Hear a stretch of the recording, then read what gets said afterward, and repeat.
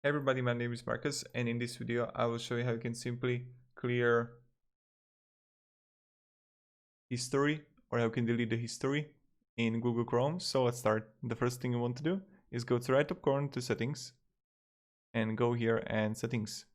When you're going to be here, you want to click on clear browsing data, and you're going to see options here to history, and you want to remove browsing history and also download history. What you can also try to do is just press Ctrl H, and you just let's say that I want to delete everything from,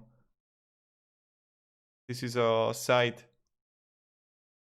called news site in my country, and you can simply Ctrl A, and you can delete only for this site the history. So if you don't want to delete every history, you can just choose for particular site to delete it, and yeah, remove.